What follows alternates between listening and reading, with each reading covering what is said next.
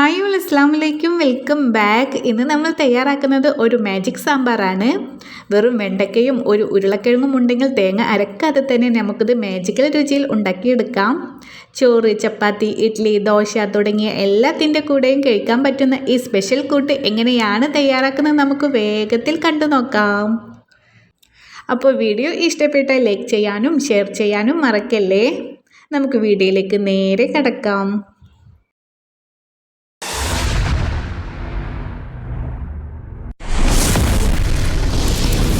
ആദ്യം തന്നെ നമുക്ക് വെണ്ടയ്ക്കും കിഴങ്ങും ഒന്ന് കട്ടാക്കി എടുക്കാം.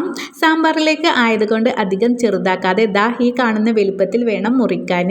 വെണ്ടയ്ക്ക മുറിക്കുമ്പോൾ സാധാരണ കാണുന്ന ആ ഒരു ഒട്ടിപ്പിടിക്കൽ മാറാൻ കത്തിയിലോ വെണ്ടയ്ക്കയിലോ അല്പം നാരങ്ങനീരോ തൈരോ പുരട്ടുന്നത് നല്ലതാണ്. അപ്പം നമ്മളിവിടെ എല്ലാതും കട്ടാക്കി എടുത്തിട്ടുണ്ട്. ഇനി നമുക്ക് വേണ്ടത് ഒരു കുക്കർ എടുക്കാം. അതിലോട്ട് ഒരു 1/2 കപ്പ് പരിപ്പ് ചേർത്തി കൊടുക്കാം. നിങ്ങൾ വെണ്ടയ്ക്കയും ഉരുളക്കിഴങ്ങും എടുക്കുന്നതിനനുസരിച്ച് നമ്മുടെ പരിപ്പിൻ്റെ അളവും നമ്മൾ കൂടുതലാക്കി എടുക്കണം കേട്ടോ. ഇനി ഒരു മീഡിയം സൈസ് തക്കാളി ചേർത്തി കൊടുക്കാം. നല്ല പഴുത്ത തക്കാളി എടുക്കുമ്പോൾ കൂടുതൽ ടേസ്റ്റ് ആയിരിക്കും. അതുപോലെ തന്നെ ചുവന്നുള്ളി ഒരു 10 അല്ലി ചുവന്നുള്ളി ചേർത്തി കൊടുത്തിട്ടുണ്ട്. നിങ്ങൾ വലിയ ചുവന്നുള്ളി ആണെങ്കിൽ ഒരു 5-6 അല്ലി ചുവന്നുള്ളി ചേർത്തി കൊടുത്താൽ മതി. ഇനി വേണ്ടത് 2 പച്ചമുളക് ഒന്ന് നെടുകെ കീറിയിട്ടാണ് ഇട്ട് കൊടുക്കേണ്ടത്. പിന്നെ ആവശ്യത്തിന് വെള്ളം ഒഴിച്ചു കൊടുത്തിട്ട് നമുക്കിത് നന്നായിട്ടൊന്ന് വേവിച്ചെടുക്കണം.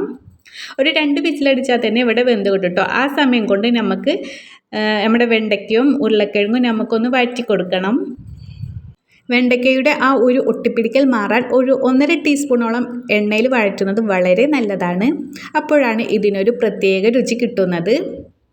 ഇതിലേക്ക് അല്പം മഞ്ഞൾപ്പൊടിയും കൂടി ചേർത്തി കൊടുത്താൽ ഈ ഉരുളക്കിഴങ്ങ് നന്നായി വെന്തുടയുമ്പോൾ സാമ്പാറിന് നല്ലൊരു കൊഴുപ്പും കിട്ടും. അതുകൊണ്ട് തന്നെ നമുക്ക് തേങ്ങ അരക്കേണ്ട ആവശ്യവുമില്ല.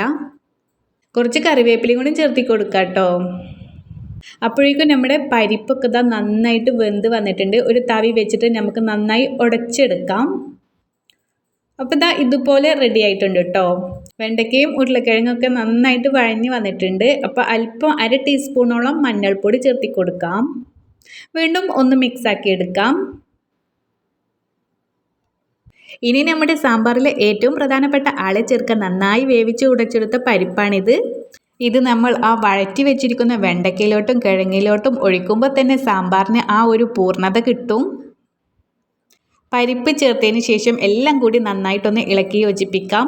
അതുപോലെ തന്നെ നമുക്ക് ആ കുക്കറിലോട്ട് കുറച്ചുകൂടി വെള്ളം ഒഴിച്ചു കൊടുത്തിട്ട് നന്നായിട്ടൊന്ന് മിക്സാക്കിയിട്ട് വീണ്ടും ഒഴിച്ചു കൊടുക്കാം. ശേഷം പുളി ആവശ്യത്തിനനുസരിച്ചിട്ട് പുളിവെള്ളം കൂടിയും ഒഴിച്ചു കൊടുക്കാം. വീണ്ടും നന്നായിട്ട് മിക്സാക്കി എടുക്കാം. ആ വെണ്ടയ്ക്കയുടെയും ഉരുളക്കിഴങ്ങിൻ്റെയും കൂടെ പരിപ്പും കൂടി ചേരുമ്പോൾ ഉണ്ടാകുന്ന ആ ഒരു കൊഴുപ്പും മണവും ഉണ്ടല്ലോ, അതാണ് ഈ മാജിക് സാമ്പാറിൻ്റെ മെയിൻ ഐറ്റം.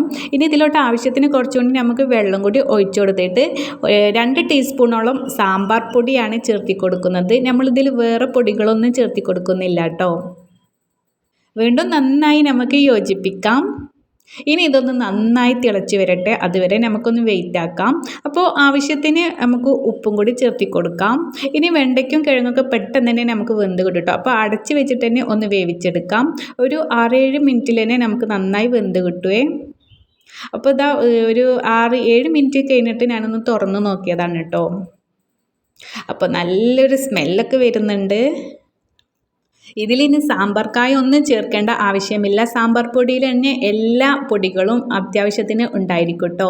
ഇനി കിഴങ്ങൊക്കെ വെന്തിക്കണോ എന്ന് നോക്കാൻ ഒരു സ്പൂൺ വെച്ച് പ്രസ് ചെയ്താൽ നന്നായിട്ട് നമ്മുടെ കിഴങ്ങ് വെന്ത് വന്നിട്ടുണ്ട്. അപ്പോൾ ഇത്രയേ ഉള്ളൂ കേട്ടോ. ഇനി കുറച്ച് മല്ലിയിലയും കറിവേപ്പിലൊക്കെ ഉണ്ടെങ്കിൽ നമുക്ക് മുകളിലായിട്ട് ഒന്ന് തൂവിയെടുക്കാം. അതുപോലെ തന്നെ ഇങ്ങനെ കഴിക്കാനും അടിപൊളിയാണ് കേട്ടോ. ഇനി ഞാനിവിടെ കുറച്ച് നമുക്ക് താളിപ്പ് ചെയ്യുന്നുണ്ട്. അപ്പോൾ കുറച്ച് ഓയിൽ ഒഴിച്ചെടുത്ത് വെളിച്ചെണ്ണ ഒഴിച്ചെടുത്താൽ ഒന്നും കൂടി ടേസ്റ്റ് കൂടും. 1/2 ടീസ്പൂണോളം കടുകും അതുപോലെ ഒരു 4 അല്ലി വെളുത്തുള്ളി ഒന്ന് തൊലിയോടുകൂടി ചതച്ചതും 2 വറ്റൽമുളകും കുറച്ച് കറിവേപ്പിലയും ചേർത്തി കൊടുക്കാം. അതൊന്ന് ചൂടായി വരുമ്പോഴേക്കും നമ്മുടെ സാമ്പാറിലോട്ട് നമുക്ക് ചൂടിൽ തന്നെ ഒഴിച്ചു കൊടുത്തിട്ട് മിക്സാക്കി എടുക്കാം. സാധാരണ സാമ്പാർ ഉണ്ടാക്കാൻ കുറേ സമയം വേണമല്ലോ എന്ന് ഓർത്തിനി മടിക്കുന്നവർക്ക് വേണ്ടിയാണ് കേട്ടോ ഈ ഒരു സ്പെഷ്യൽ റെസിപ്പി. തേങ്ങ ചിരവി അരക്കാനോ വലിയ കഷ്ടപ്പാടുകളോ ഒന്നുമില്ലാതെ വെറും 10-15 മിനിറ്റുകളിൽ നമുക്കിത് തയ്യാറാക്കാം. ബാച്ചിലേഴ്സിനും ഓഫീസിൽ പോകുന്നവർക്കും ഒക്കെ ഒരുപോലെ ഉപകരിക്കുന്ന റെസിപ്പിയാണിത്. പച്ചക്കറികൾ ഒന്ന് വഴറ്റി പരിപ്പ് ചേർത്ത് തിളപ്പിച്ചാൽ മാത്രം മതി. ഇത്രയും കുറഞ്ഞ സമയത്തിനുള്ളിൽ ഇത്രയും രുചിയുള്ള മറ്റൊരു സാമ്പാർ വേറെ ഉണ്ടാകില്ല എന്ന് തന്നെ പറയാം. അത്ര സിമ്പിളാണ് ഇതിൻ്റെ പരിപാടി. ഇതിൻ്റെ ആ ഒരു മണം വീട് മുഴുവൻ വരുന്നുണ്ട് കേട്ടോ. ഈ മണം കേൾക്കുമ്പോൾ തന്നെ ചോറ് കഴിക്കാൻ കൊതിയാകുന്നുണ്ട്. അപ്പോൾ ഇത്രയേ ഉള്ളൂ, നമ്മുടെ മാജിക് സാമ്പാർ ഇവിടെ റെഡി ആയിട്ടുണ്ട്. വെറും വെണ്ടയ്ക്കയും ഒരു ഉരുളക്കിഴങ്ങ് കൊണ്ട് ഇത്രയും എളുപ്പത്തിൽ ഇത്രയും രുചിയുള്ള ഒരു കറി ഉണ്ടാക്കാൻ പറ്റുമെന്ന് ഇപ്പോൾ നിങ്ങൾക്ക് മനസ്സിലായില്ലേ? ചോറിനും ചപ്പാത്തിക്കും ഇഡ്ഡലിക്കും ഒക്കെ ഒരുപോലെ ഉപയോഗിക്കാൻ പറ്റുന്ന ഈ ഒരു കൂട്ട് നിങ്ങൾ എല്ലാവരും വീട്ടിൽ ഒന്ന് ട്രൈ ചെയ്ത് നോക്കണം. ഉണ്ടാക്കി നോക്കിയിട്ട് നിങ്ങളുടെ അഭിപ്രായങ്ങളും നിർദ്ദേശങ്ങളും താഴെ കമൻറ്റ് ബോക്സിൽ അറിയിക്കാൻ മറക്കരുത് കേട്ടോ. ഇതുപോലുള്ള സിമ്പിൾ റെസിപ്പികളുമായി നമ്മുടെ അടുത്ത വീഡിയോയുമായിട്ട് ഇൻഷാ അല്ലാഹ് വീണ്ടും കാണാം. അതുവരേക്കും എല്ലാവരും സേഫായിരിക്കുക, ഹാപ്പി ആയിരിക്കുക. അപ്പോൾ ഓക്കെ, ബൈ, താങ്ക് യു.